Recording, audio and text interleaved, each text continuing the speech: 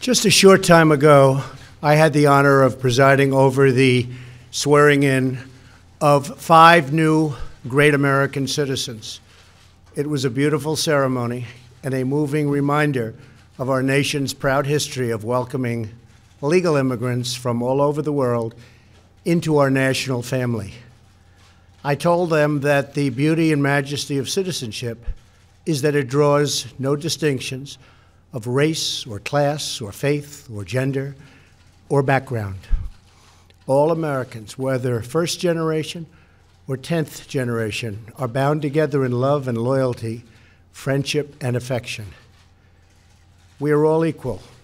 We are one team and one people proudly saluting one great American flag.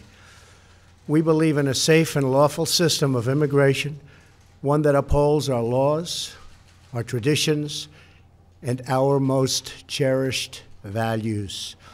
Unfortunately, our immigration system has been badly broken for a very long time.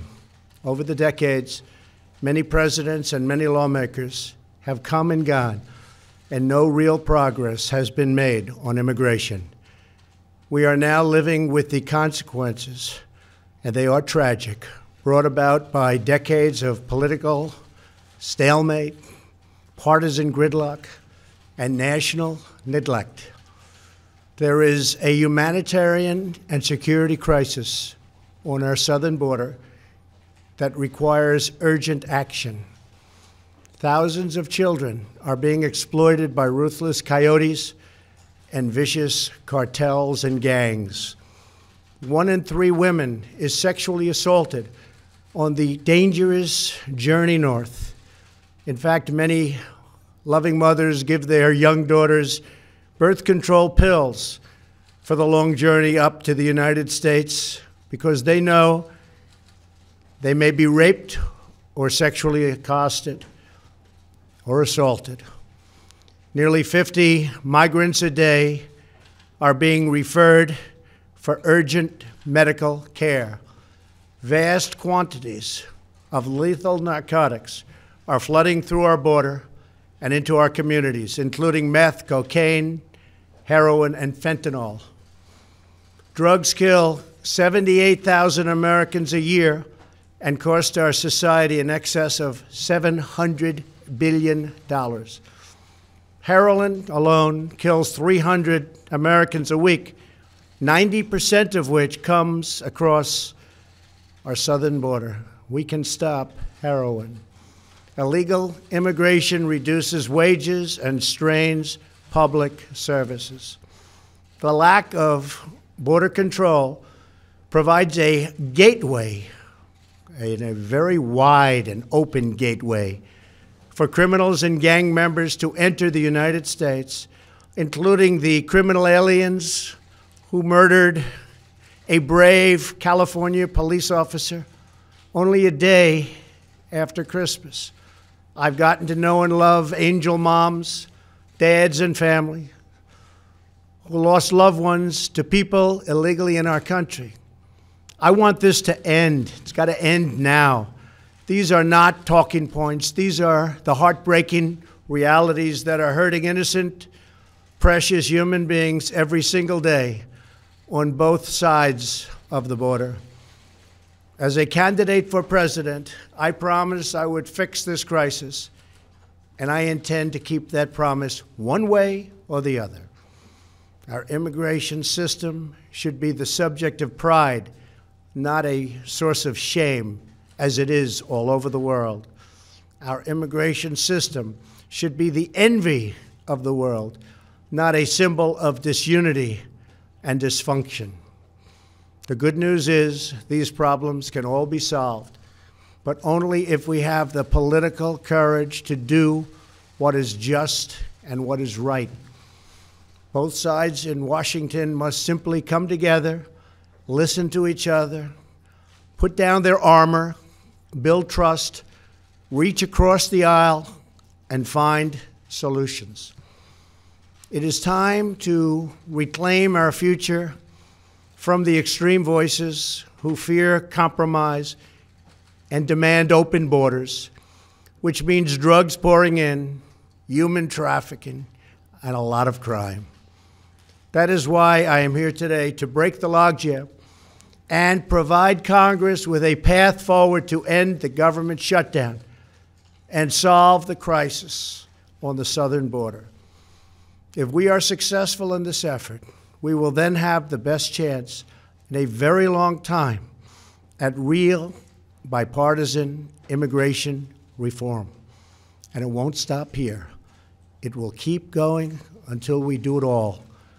The proposal I will outline today is based on, first and foremost, on input from our border agents and Homeland Security professionals, and professionals they are.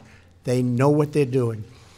It is a compassionate response to the ongoing tragedy on our southern border. In recent weeks, we have met with large numbers of Democrat lawmakers to hear their ideas and suggestions. By incorporating the priorities of rank-and-file Democrats in our plan, we hope they will offer their enthusiastic support, and I think many will. This is a common-sense compromise both parties should embrace. The radical left can never control our borders. I will never let it happen. Walls are not immoral. In fact, they are the opposite of immoral because they will save many lives and stop drugs from pouring into our country.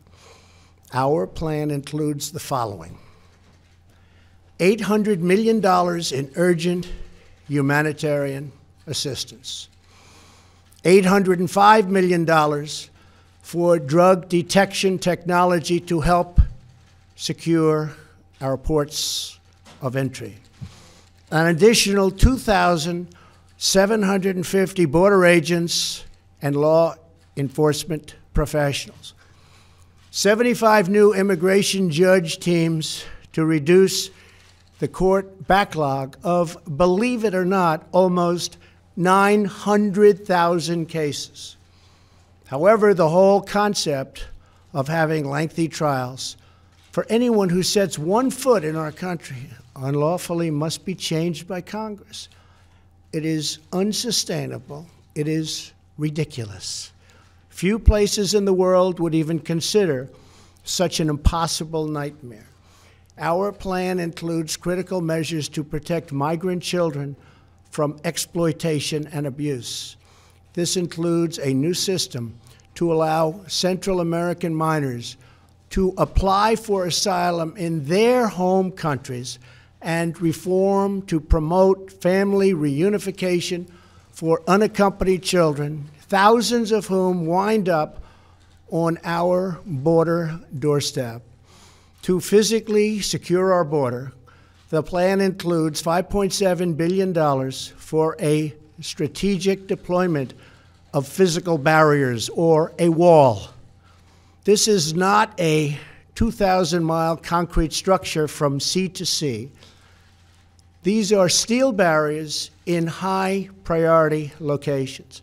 Much of the border is already protected by natural barriers such as mountains and water. We already have many miles of barrier, including 115 miles that we are currently building or under contract. It will be done quickly. Our request will add another 230 miles this year in the areas our border agents most urgently need. It will have an unbelievable impact. If we build a powerful and fully designed see-through steel barrier on our southern border, the crime rate and drug problem in our country would be quickly and greatly reduced. Some say it could be cut in half. Because these criminals, drug smugglers, gangs, and traffickers do not stop at our border. They permeate throughout our country, and they end up in some places where you'd least expect them. They go all over our country. A steel barrier will help us stop illegal immigration while safely directing commerce to our lawful ports of entry. Many of these security ideas have been proposed by Democrats themselves, and all of them have been supported by Democrats in the past, including a physical barrier wall or fence.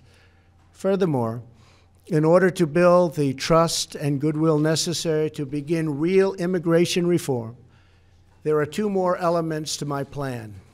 Number one is 3 years of legislative relief for 700,000 DACA recipients brought here unlawfully by their parents at a young age many years ago. This extension will give them access to work permits, Social Security numbers, and protection from deportation, most importantly. Secondly, our proposal provides a 3-year extension of temporary protected status, or TPS. This means that 300,000 immigrants whose protected status is facing expiration will now have 3 more years of certainty so that Congress can work on a larger immigration deal, which everybody wants, Republicans and Democrats. And our farmers and vineyards won't be affected because lawful and regulated entry into our country will be easy and consistent. That is our plan. Border security, DACA, TPS, and many other things. Straightforward, fair, reasonable, and common sense with lots of compromise. Senate Majority Leader Mitch McConnell has pledged to bring this bill to a vote this week in the United States Senate. Our proposal is not intended to solve all of our immigration challenges. This plan solves the immediate crisis, and it is a horrible crisis. It is a humanitarian crisis like we rarely see in our country. And it provides humanitarian relief, delivers real border security, and immediately reopens our federal government. If we are successful in this effort, then we can start the border project of remaking our immigration system for the 21st century. Once the government is open and we have made a down payment on border security and immigration reform starts to happen, I plan to convene weekly bipartisan meetings at the White House so we can do a finished product, a great product, a product that we can all be proud of having to do with that elusive immigration problem.